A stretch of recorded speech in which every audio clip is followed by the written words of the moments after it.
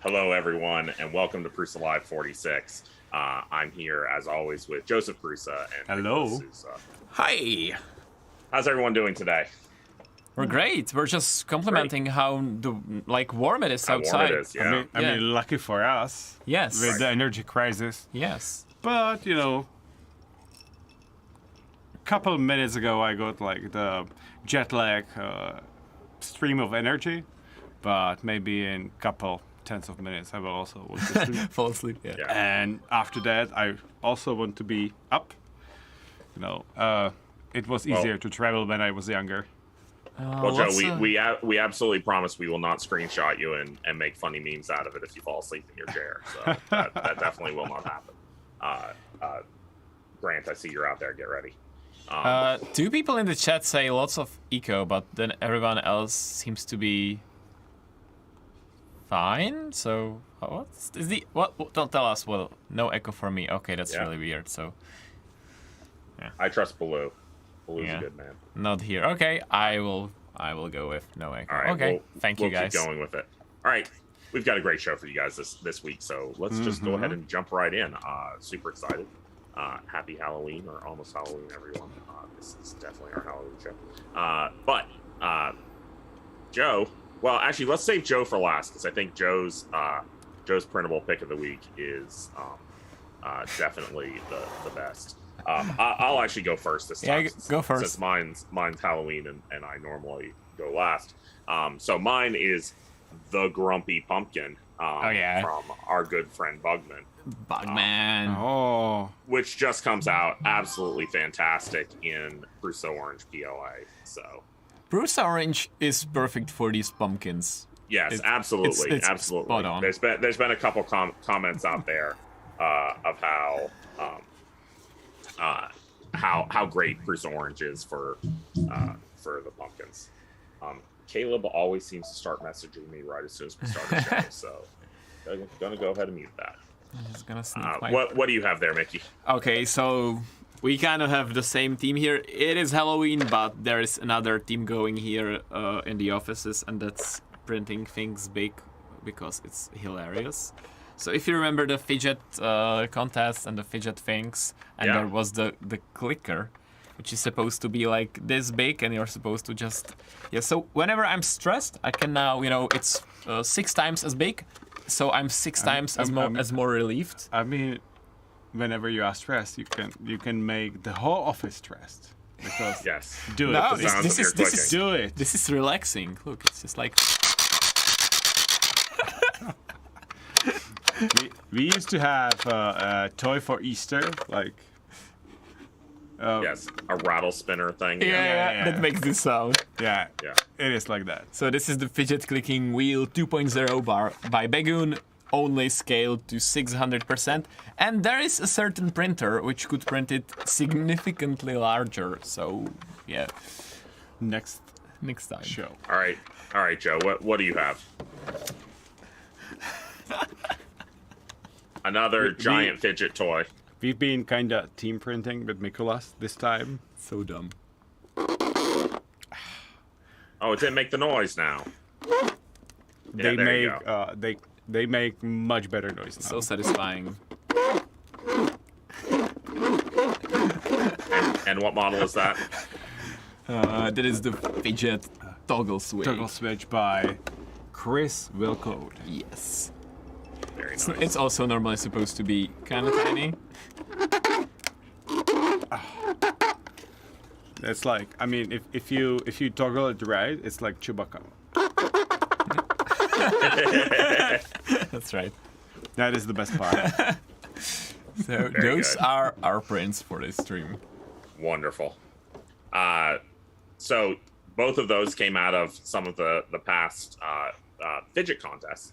That's right. And in contests, our Mechanical Marvels contest just completed. So we will have results out for that for you guys shortly. You guys were amazing again. If you haven't checked out the jellyfish print, there's a lot of users that have been printing that and posting videos up to social media, and it is super cool. Yeah, I do have some favorites from the contest, but I'm gonna keep them to myself for the time being. But there are a few prints that are quite there's the jellyfish. Oh, that's one that a lot of people are out there printing, so it's pretty easy to check that one out. Yeah. So some really great things in here, some really big surprises. Lots of fun. We have the Halloween contest is running right now. As is very fitting. So get your Halloween entries. A little bit different from our normal Flash contests in that we went ahead and allowed entries through the entire month of October in from this. So if you posted something in early October and are worried that it's not valid to enter in the contest, it is. So go ahead and update your entry and get it in the contest. Were you going to say something? I just saw today someone told me on Twitter that the Flash contest for repairs has over 1,000 entries. Really? Yeah. Which is crazy. Right. Oh my god. So I was a little worried that one was going to not have a ton because, like, if you didn't have something broken at the time, it would be a little trickier. But it worked out well, for sure. I think it was one of those good inspirations of, like, people who may not have posted things previously because this is just a fix for something around my house. Like, who cares about this? They were like, I might as well go ahead and print it now. We should run this next time with iFixit. Yeah. I don't know that's if not a bad idea. I don't know if they still like us because we don't use Dozuki. We made our own Dozuki, but better Prushuki.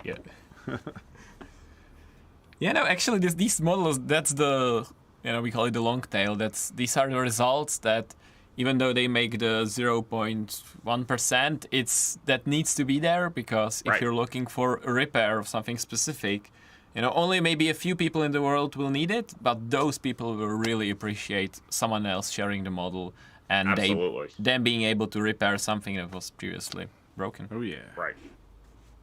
Yeah, absolutely. Very, very important part of the ecosystem. And we have more Flash contests coming on the way too. That's true. So you were talking about like all those big prints and how you could possibly print something even bigger. Even bigger? Do you think there's like a way bigger machine right in front of us right now? I'm not gonna do the thing from last time when I ran behind the camera and show the. But yeah, that's true. That thing does exist. And play the special one, the last, please. The last? But, you know, the gold one. Yeah, I know. Okay, we can do them one by one. That's fine.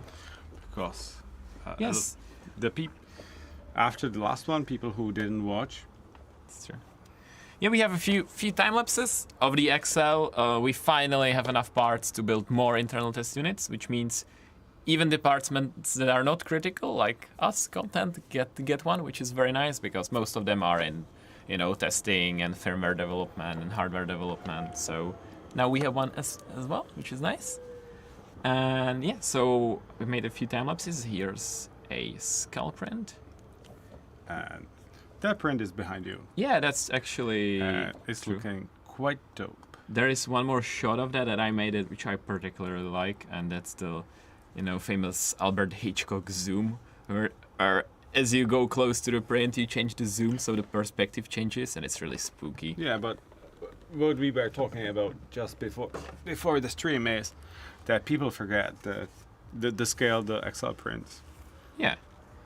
It's bigger than my head, just the skull. I just eyeballed the scale and it's way too big. And it could be even way bigger on the XL. It's just so tiny on the XL print bed. Yeah, that's true. That's true. Okay, another time lapse that we have is this vase, and it's a fancy shot on a slider. Oh yeah, smooth. And also there's another angle. This is also an entry to, is it not the winner actually? Of the vase mode vases. Yep. It's called the over-engineered vase, which kudos. It actually is very over-engineered. I love it. And yeah, that's absolutely huge.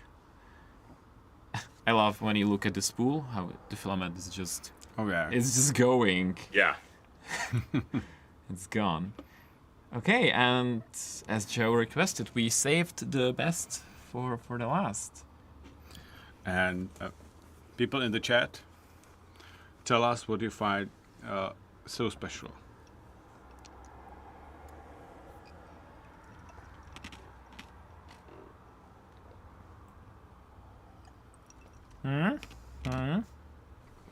Oh, it is not tree supports. But yes, this is the first sneak peek of Prusa Slicer 2.6. I have it here. With some special supports. You have a little sneak peek of some organic supports. Yes. And you can expect more and more previews on the XL prints because it makes the big prints so much quicker if you need supports. Yes. Especially for people who want to print, single material helmets and stuff for cosplay. We're gonna talk more about them probably in the next stream, but for now, just organic supports exists, and you're gonna have to live with that for now. Keep it quiet because this is special just for you, the guys who are watching the stream. That's true. Yes. You guys have been asking for tree supports forever, but we're bringing you organic supports. Yeah. We will never do tree supports. I mean, we have tree supports for SLA. That's. But that's different kind of tree supports. That's different. That's. I think a couple of streams ago, I was telling people that we are going to have something much more special than what is available out there. And that's true. Yes. Just push it in. This is state of the art. That's true. Yeah, and you mentioned that we have tree supports for resin printing, but you just put out a really great new article about resin printing and some of the things that can happen with the a good SLS. Transition. That's true. Yeah, we did add a casting resin to our eShop, and it from all it looks and all our experience from people that tried it, it seems to be like one of the best casting resins, like the really high-end stuff. Fairly expensive, but that's what you get when you want the good stuff. And we have an entire video about that on our YouTube channel and an article. So if you are into casting, you can read that. And if you just are interested to learn about how it is, because it is casting metal, I find it really intriguing, the whole topic, and about adding the wax columns and the escape routes, and the temperature changes where you slowly increase and burn out different parts. It's really quite interesting topic. So, because do we have a partner who does the casting here in Czechia? I'm not sure. I was looking into it to make some Christmas presents. Oh. And I hope Bara isn't watching. I don't think she is. We'll find out soon enough. Yeah.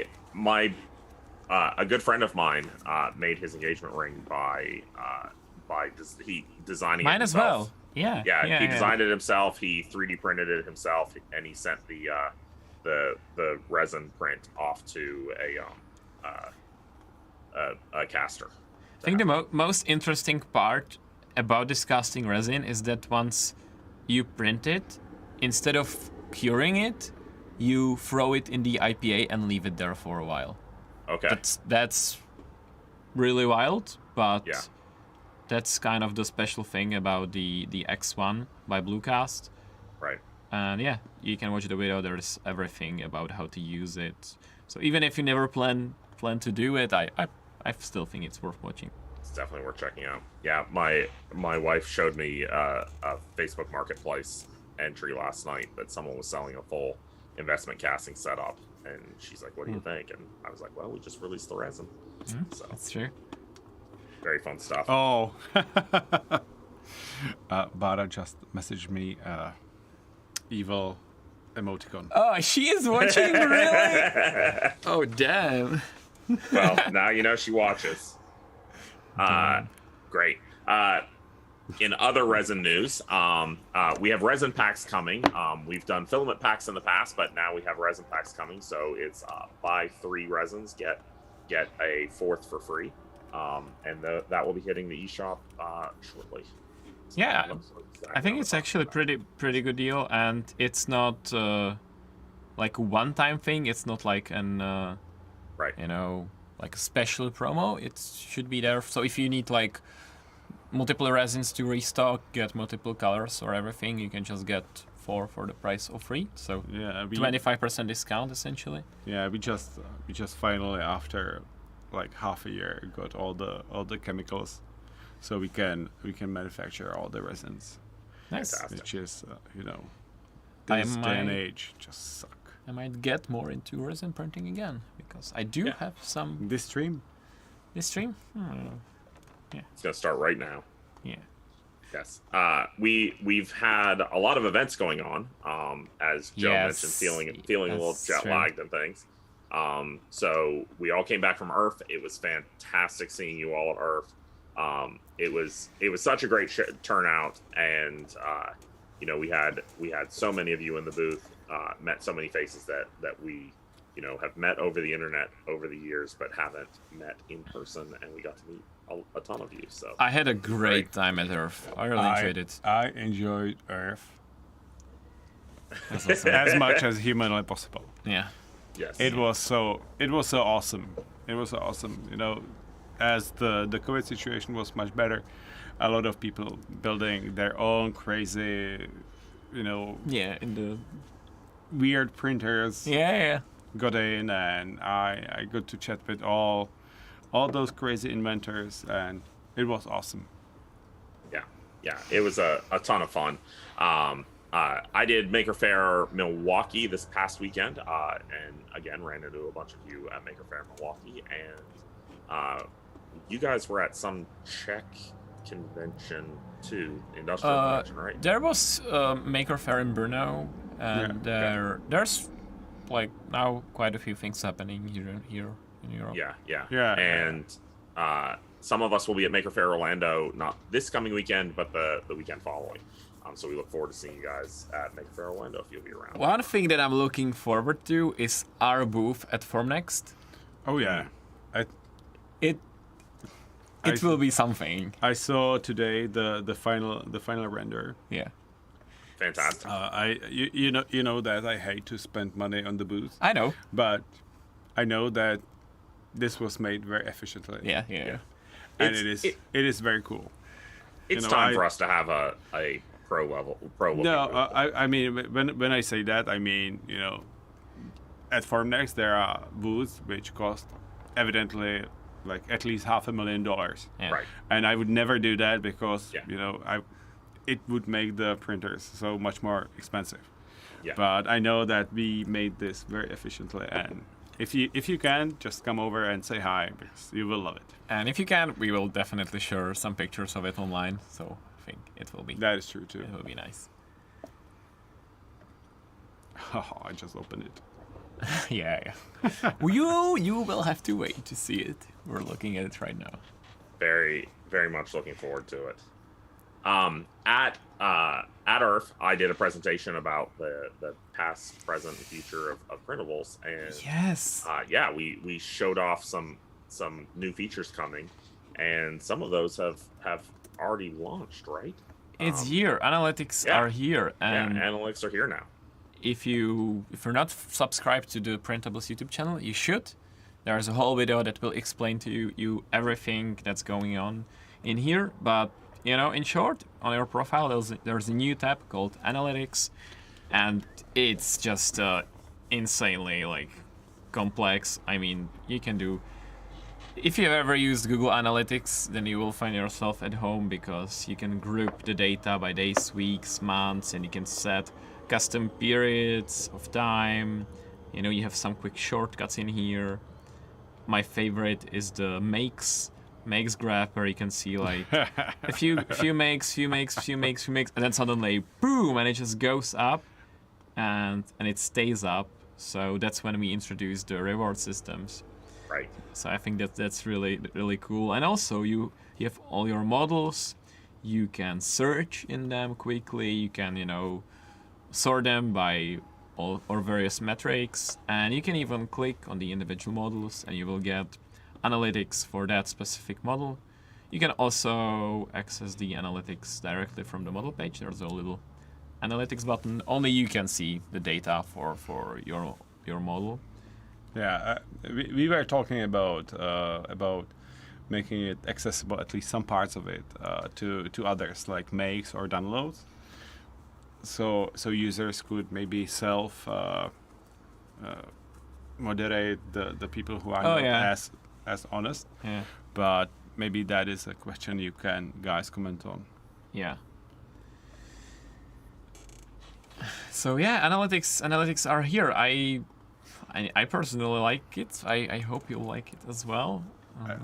It's I just cut your train of thought and completely hijacked it. oh yeah, maybe. Yeah, But after all, the biggest metric of quality is that Wilco loves it. yeah, exactly. Right. If Wilco, the biggest data nerd there is, likes it, then I think we can consider it job pretty well done. And Yes. and I even talked with him privately, and eventually I think we are going to do the comparison of two time periods. But I just didn't want to keep this hidden before this might be finished. Yeah. Because most of the useful stuff is already here. And Mikolas, you really need to do something about the Prusa meters. No, I don't. At least you have to hide it, because I can hoard them forever. I mean, when some people see this, I think they People the want to best. be able to trade Prusa meters, Joe. We need to give people the ability to trade. Someone is saying that How does maybe the meters. analytics give too much info to the cheaters. The cheaters always think that they are so smart. Oh my God. And it's so easy. It's so easy to deck them. The last guy, you would not believe this because people, basically all the people who approach our customer support with problems with Prusa meters and vouchers, it is like 95% cheaters. Yeah. And they are like, why do I have minus 5,000 Prusa meters? And we're like, well, you played with fire and you got burned. Right. Yeah, and we are not that harsh that we would delete the accounts and stuff like that. Sometimes, like if it's blatant, if it's like just spam account, like we just press the button and it's gone. But yeah, we had nice. one recently that was just nothing but ripped off, plagiarized models. But it's always the like 0.01% that are trying this. But for us, it's the visible ones that we have to deal with. But yeah, it's really easy to detect. We have various measures in place. Many of them are automatic, so we just see big red lights like. Yeah, and I would like to say that we don't investigate just when the voucher is requested, but also, we care about licenses. That's true. Compared to other sites, which we won't mention. But yeah, also, if you use the report function on Printables, thank you. That also helps us quite a bit whenever someone just, uploads a black picture with empty print or something like that. So thank you very much if you help us keep Printables clean and safe. So thank you. Yes. For sure. Okay, I think that gets us through most of our news and updates. We got a lot to chat about this week. So that's true. Yeah. So let's go ahead and bring in our guest. So our guest this week is Derek from VanOaksProps, which is a major YouTube channel for Halloween haunt building. So perfectly timed for Halloween in just a couple days. Hey, Derek. Derek, thanks for joining us. Sorry it took us a while to get through all the news. Yeah. Oh, I was watching over here, so thank you for the update. Lots going on. So, Derek, tell us a little bit about VanOaks, your haunt, and what you do on your YouTube channel. Well, the haunt is basically your typical traditional sort of New England style cemetery that we do in our front yard. We've been doing it since 2013. And everything in it is handmade. And a lot of the stuff that I made for our display is sort of where the idea for starting my YouTube channel came from. It was a lot of stuff that I normally would have been teaching at conventions or at local get-togethers of other, Halloween enthusiasts. And because of the pandemic, all of those things were shut down here in Los Angeles for a while. And I decided to start a YouTube channel. So it's good fun for people of all ages, mainly because I feel like our brains tend to do all of the heavy lifting when it comes to things that are spooky or scary. And so there's like no blood or gore or anything like that, but it's just good, moody Halloween fun. Yeah. So a lot of your creations have been traditionally kind of made with foam, right? Yes. Right. But you have started incorporating 3D printing more and more into those creations. Yeah, I mean, the minute that I learned about 3D printers was the minute that I thought, how can I apply this to Halloween? And, there's always the hurdle of learning software and whatnot, or being able to find models that fit whatever you're, shooting for.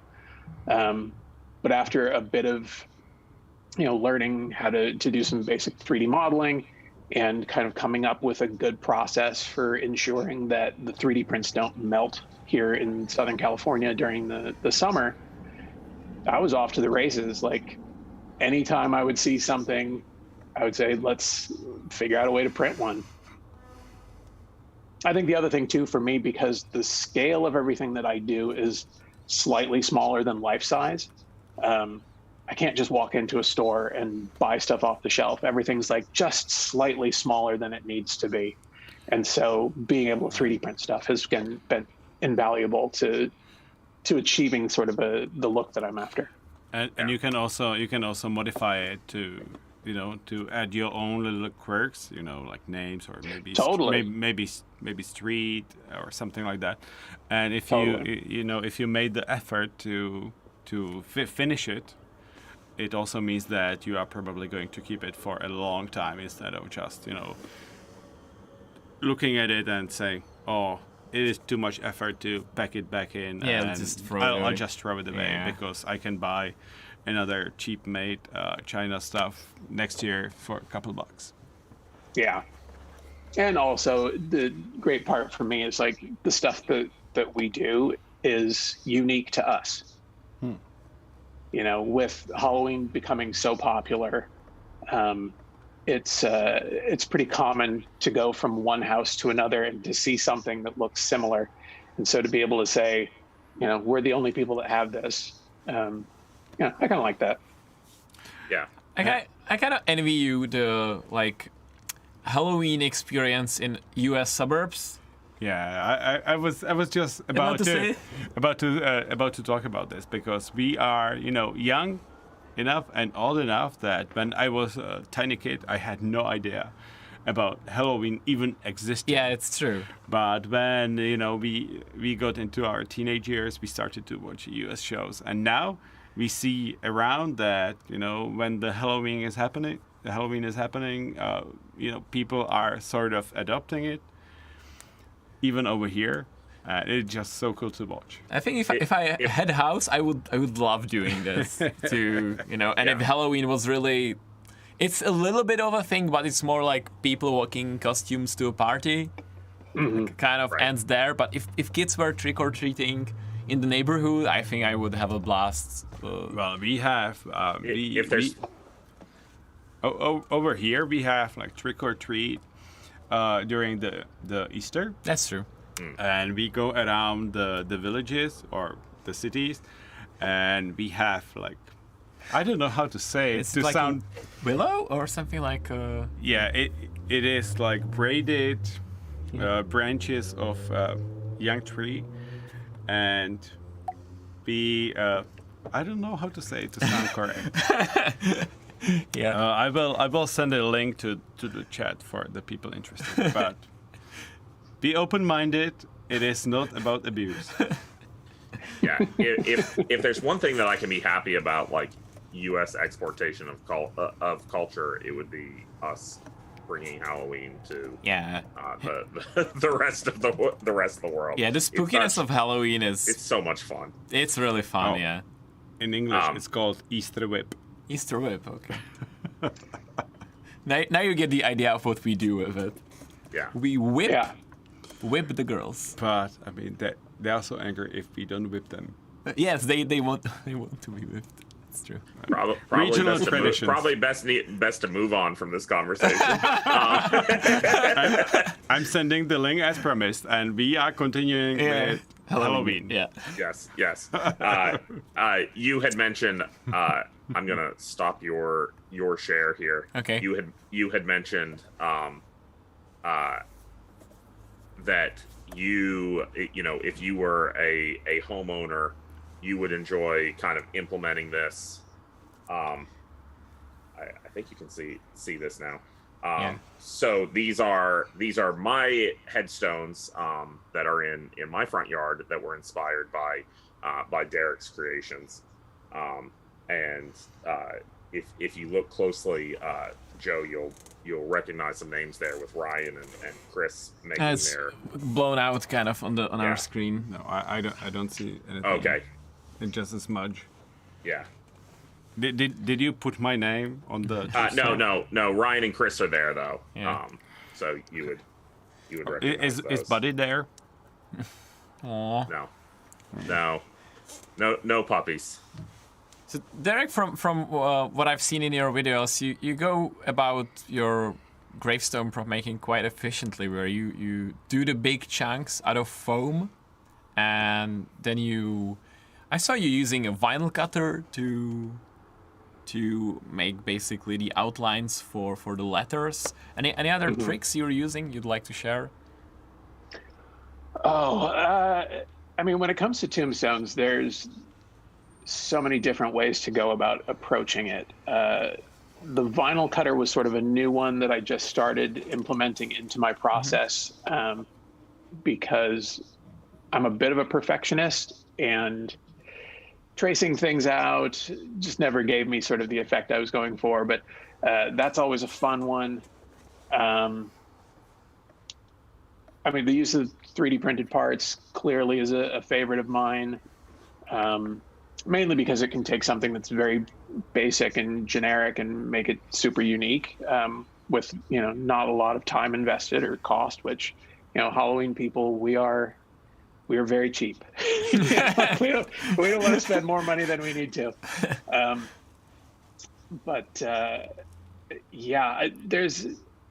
I find myself reaching for all sorts of random stuff when I'm working on tombstones. I know in the clip that we were just watching, I used a piece of pipe with some sandpaper wrapped around it because I wanted to get that curvature shape into a piece of foam. And because foam is so forgiving, you kind of can work with it with any tools. I've used kitchen knives to cut foam. I've used hot wire to cut foam.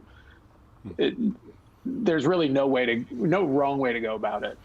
I would say even if you choose the right kind of foam and you just press 3D printed letters in, it would make what you need. Like a stamp, an impression. I may have to try that and get back to you. You could basically 3D print the alphabet rather than printing the... Oh, yeah. And then do like a press machine, basically. Well, we have a lot of customers who are just printing the stamps instead of laser cutting them as it used to be before. Okay. Yeah. Nice. Neat. I think, one of the things from having actually kind of followed your tutorials and built some of the things, I think one of the things that you do so incredibly well, though, is your painting techniques to take these things from not looking like foam to really like looking like stone and weathered aged stone and things like that. You have some other impressive techniques of like when you've made fake wood and kind of again used just a piece of foam and transformed it entirely into a piece of wood.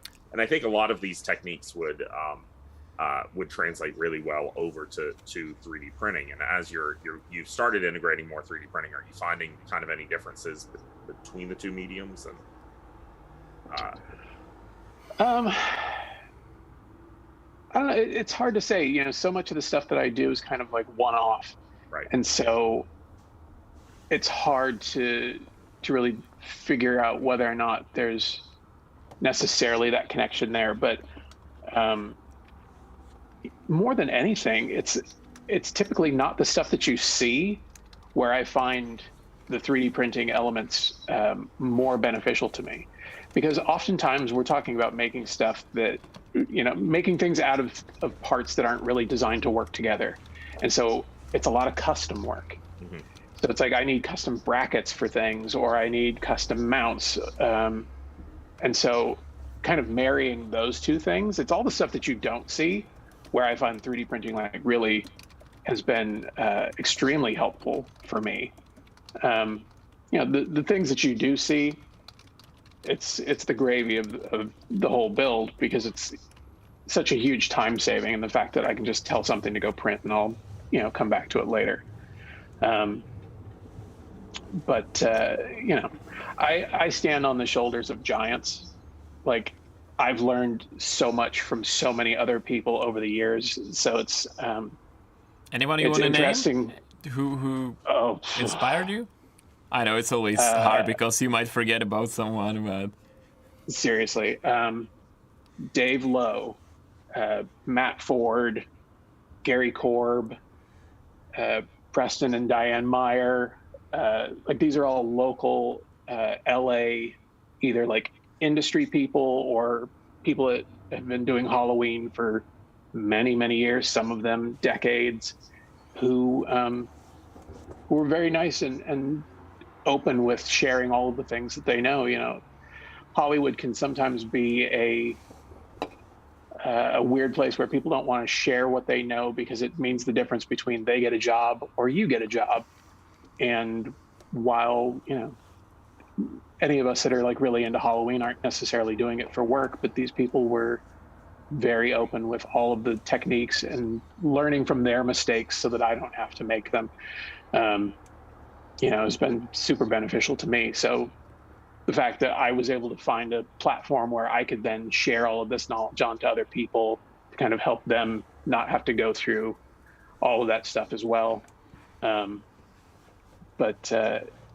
Yeah, Halloween is such a like interesting mixed bag, and it's people from all different walks of life, people that work in the movie industry, people that have just been doing it because it's what they're into.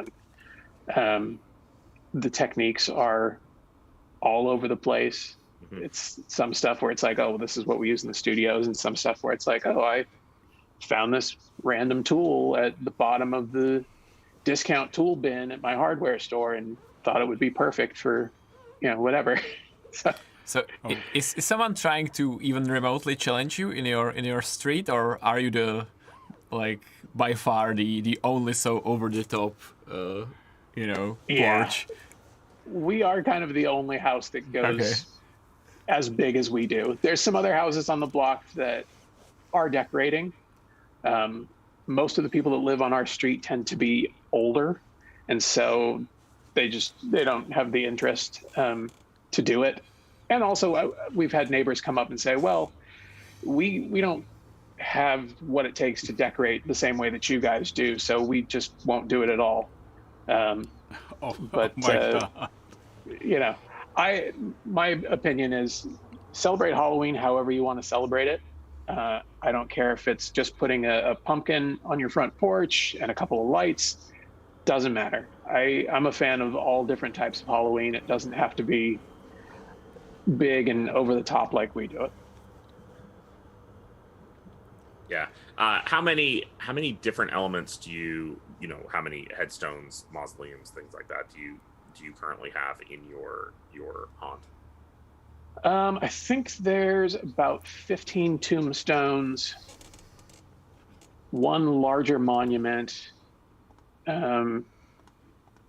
one weeping woman statue, which I guess could be considered a monument, and then this year we added a family crypt, like a New Orleans style above ground family crypt to the display. And then we also have two big brick style pillars with lights on top that, you know, are like 8 feet tall. I loved watching one of your more recent videos that you talked about using those brick pillars as like the brains of the whole operation. That since you had that space, you could hide, you know, a lot of the controls away in there and things.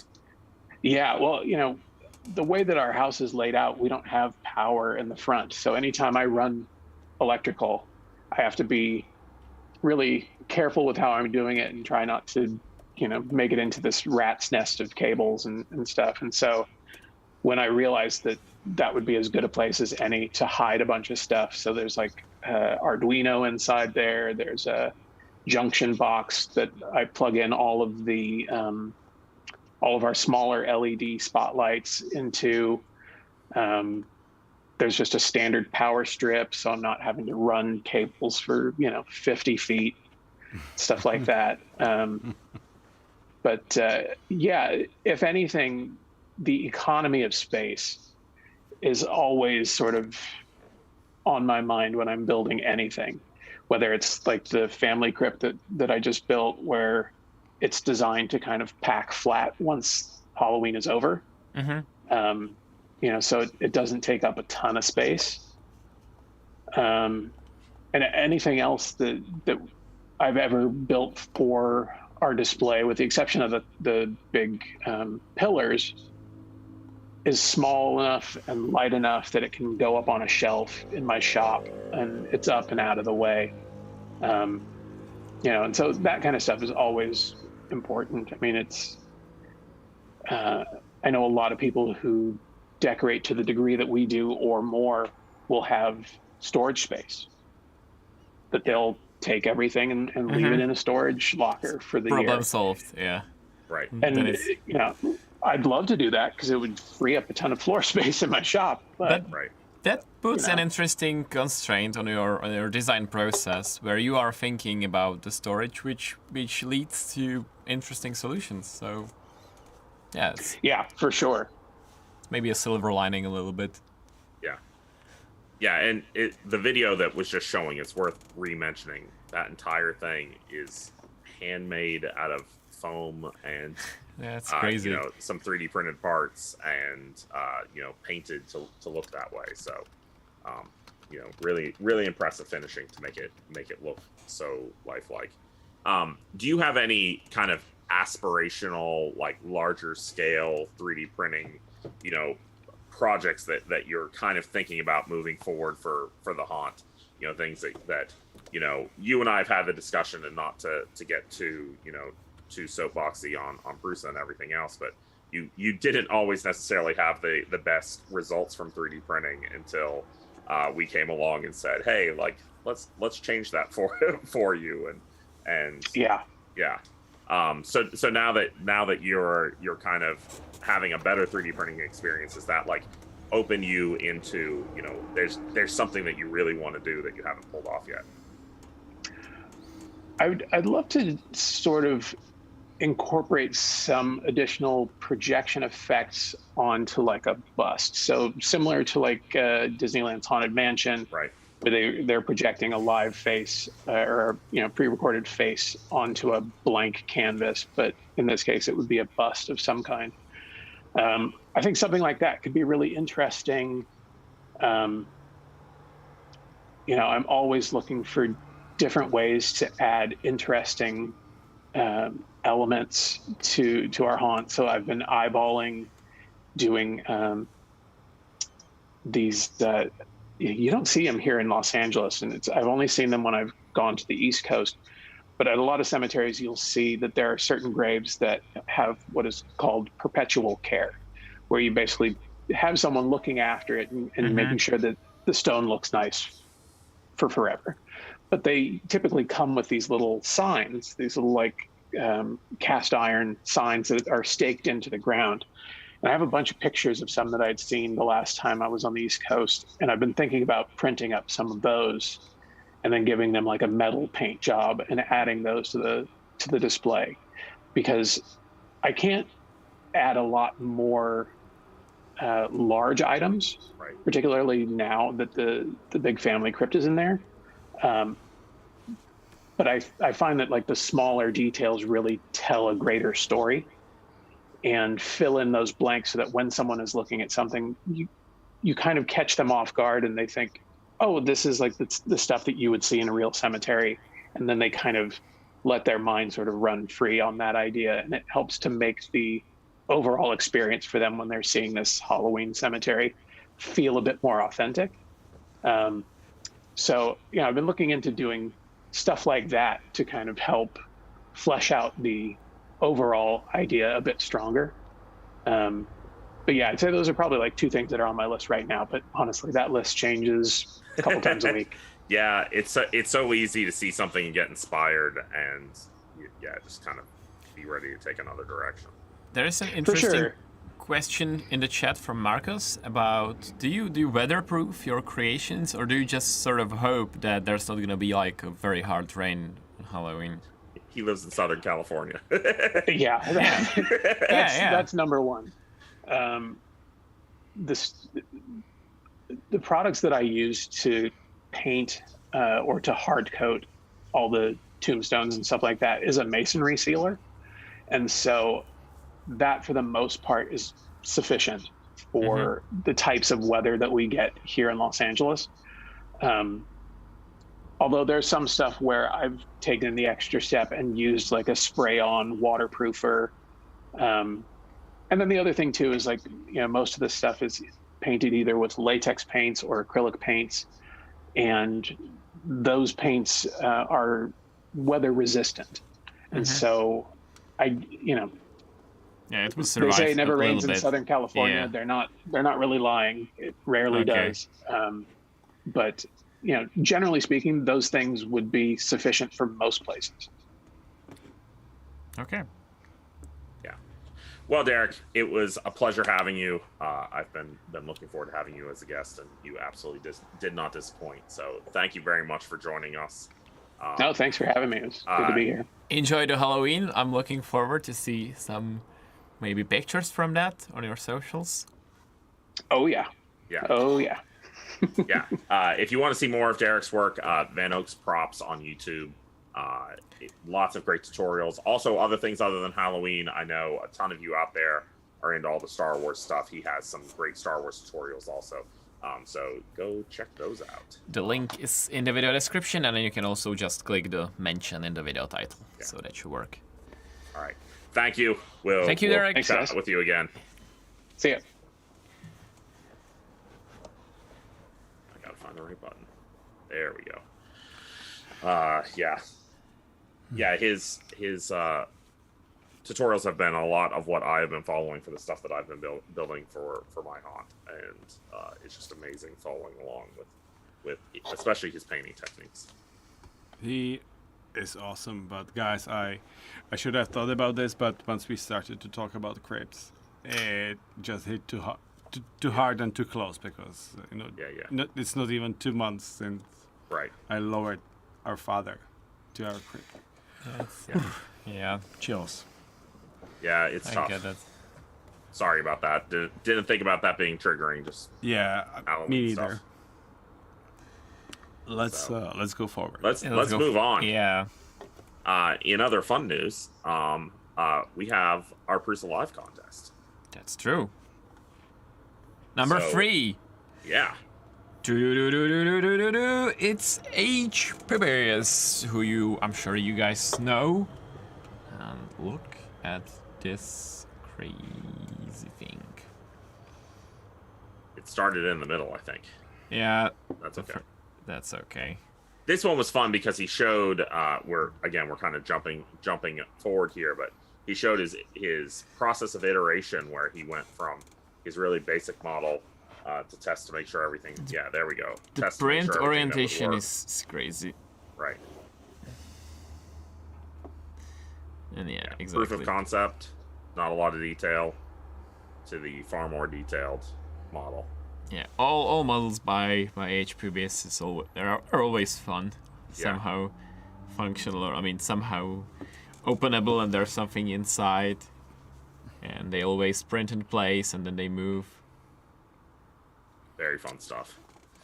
Nice We job. just watched Top Gun last week. Oh yeah, But, you told me that you did. Did you like it? it was awesome. It's awesome, right? It was awesome. We watched it in Prusa in the chateau on the big new projector thing. It's amazing. I have not seen it yet. Really? Yes, and with the new speakers. Okay. Sidetracking. Going to our number 2, it's by Louis, and it's this fun CoreXY contraption. I guess it would be very good for illustrating how CoreXY works. Yeah, if you're trying to wrap your brain around like how the movements of Core XY happen, this is a great way to kind of play around with it. uses just one belt that crosses. There's also the other way that you can do it. Use 2 belts that do not cross. Yeah. So that's one thing to consider. But yeah, it's really fun. You add a Sharpie to it, and you can use the two knobs to try to draw something. So, and also at the same time, you will kind of get how CoreXY works. Yeah, and also your brain will hurt. Probably, Right. yeah. It will hurt to do this. It's like the most confusing Etch-a-Sketch ever. Yeah, remember, not everything is better with Quad XY. That's true. For example, drawing. And our number 1. Opening number 1. It's loading. It's so good, it's loading so long. So it's by Maurice, and it's this huge 3D printed clock thing, I think. Yeah. Yeah, it's... Yeah, so it's a planetary gearbox built into a clock that I believe it's from our clocks competition. The models, the models there, yeah. Yes. Our timekeepers competition. It's not in the competition. Oh, it's not. Okay. No. Yeah, but I thought it was. definitely could be. Yeah. Yeah. The model is Fantastic. wild. Yeah, fantastic model, fantastic build. Exactly, fantastic print. Congratulations. So congrats on winning the first place. Yeah. So yeah, congratulations to all of our winners, and shoot me a DM over Twitter, and we will work out getting you your prizes. Thank you very much. Yes. All right, so we've got about 8 minutes left for some questions.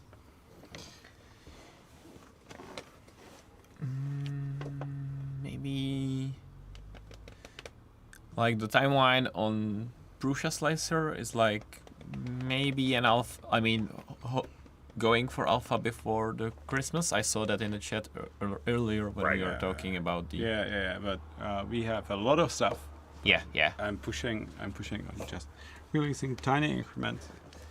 So we might keep the tradition of the release on 23rd of December. Yes. But we will see. We don't want to put too much pressure on Wojciech. Yes, they are doing great job. So we will be, I think, slowly releasing sneak peeks. So what you can expect. Yeah. What I see. What is the difference between tree and organic supports? The organic supports are what you imagine tree supports to be. Yes, kind of. They're once you'll be able to play with them, I think the difference will be kind of clear. But yeah, it's the shape is different and they behave a bit differently. They're very suitable for FDM supports. I don't think they would be really strange with SLA. Maybe it would work too. Yeah, but as we were talking today afternoon, that the stuff you think is hard to print, you just rotate it 45 degrees as you would do for SLA, and it just prints. It's kind of crazy how you can sometimes use FDM machine as SLA and just get this crazy print orientation where somehow the layer lines are in the orientation where the print will be strong as you need it, or you will avoid all supports on the visible parts and you just get organic supports from the top. It's really nice. Yeah, but we will show more info over the upcoming months. Yes, that's true. Polymaker is out there thinking for printables that they enjoy using it. Well, thank you very much for the kind words. We really do put our hearts into printables, and we love to see printables doing well. So we only hope it will keep growing. And we have many more new features on the way. Some are small. Some, Matt, you teased one more at ERRF, and that one might be coming soon. And then we have... Which one do you think now? The dark mode. Oh, yes. the dark People got mode. very excited for the dark mode. Yeah. And then we have some bigger ones, which we'll reveal once they're ready. But some are really exciting. Greeting photos. Don't ignore XL questions. Well, ask us XL questions, but other than just what's the timeline? Yeah, ask us real XL questions. But yeah, if you roll back into the news segment, you will see some time lapses from the XL, and yeah, we are building more internal units, so that's happening. Polishing the firmware and waiting for more parts. Yeah, we had to switch the linear rails, so in the upcoming update we will have the video how do we test that and age That's it. true. That's true. Actually, that's good, Excel. There will be an update article. Yes. So that's coming. I'm not sure about maybe sometime, but yeah, soon. Soon trademark, right? But yeah, nothing changed with having some units going out before the end of the year. Because the amount of pre-orders is quite large. If you notice, the unit that we have here in the studio has only one tool head, because it's right now a lot of them have only one tool head, because then you can finish more machines because every part is precious. But yeah, in testing they have machines that have more tool heads, so that's also happening. Osman is asking about INC board and Raspberry Pi Zero compatibility. hopefully, I have talked to some Raspberry Pi people, and hopefully that we will see some Raspberry Pis coming back in stock by the end of the year. That'd be nice. Yeah, but you know, the Prusa link is so efficient. I saw some clones even with RISC-V. It should work for all of that. So you don't have to use just the Raspberry, the small one. Yeah. Oh. Arch Trico is thanking for the Gentleman's Grey update on our eShop of the pictures update. Yeah, thank you for letting us know. This color is very tricky to get right, so I'm happy that the color on our eShop and all the pictures are now closer to what it looks like. Always try very hard to have all our pictures really represent how the color looks in person, but oh yeah, of course it can be difficult. It is so difficult. Yeah, because even if you go next to your window during the day and then you look at it under artificial light, it will look completely different. And then we do it on like nicely calibrated monitors, and then someone looks at it on some tablet, no name screen. I mean, if you are doing that kind of color work, you just can't use the best of the best monitor. Yeah. But the only anchor in the color world is the Prusa orange. And Andy is asking if it would be possible to store the nozzle size in the firmware in the future. Andy, much like how we store the offsets on the plates, while I'll never say no on that, and I could see some advantages of it reminding you what nozzle size is installed, the nozzle size has a lot more importance in the slicing settings. But you can set it up on the printer, and it will tell you. It will tell you? Okay. Yes, it's been there for a while, and it's actually saved me a couple of times. It will tell you this G-code is sliced for different nozzle. Are you sure you want to continue?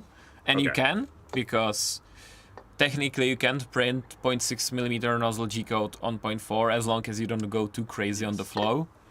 So it will kind of work, but yeah, it will actually tell you as long as you set it up in the like hardware settings on the Mark III. I think it's probably even on the Mini. Okay. So yes. So many things hidden in there, but yeah, you'll still need to reslice though, even if you change out nozzles. Like you say, for some cases you might be able to make it work, but it's kind of more important on the. I actually quite often like to, for example, push the first layer to much wider extrusion if I know there's no detail in it, because it prints like twice as fast and it sticks much better. So if you're in the expert settings, you just go into advanced and you can set the extrusion width specifically only for the first layer. Set it to like 0.6 or something. Yeah, it's quite nice.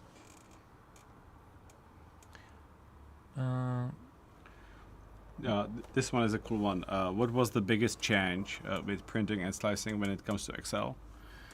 Not that much yet, but to fully support like different kind of the nozzle orifices, it will eventually require a large rewrite of the core. Yeah. For me right now, it's funnily enough, it's the we don't have 2 kilo spools, only the recycled ones. So if I want to print something from a specific color, I have 1 kilo spool, and it's actually like very often you slice something and you realize you will need more than 1 spool. So that's something to consider, because it's a big printer. Like sure, like many things, everything that I've shown in the time lapse does comfortably print from 1 spool, but if you go for some big architecture model or something, you might actually need more than 1. So yes, and if you are printing, especially on the architecture models, more of the same material, you don't want to you just want to run print after print after print, and you don't want to change when you have 100 grams remaining. It's true. All right, gents, that is our show. Okay. Well, thank you everyone for joining us. Thank you everyone. Yeah. Thank you everyone. Like they said. Stay safe. Have a good time. We will see you next time in a month. Enjoy, guys. Bye. Bye.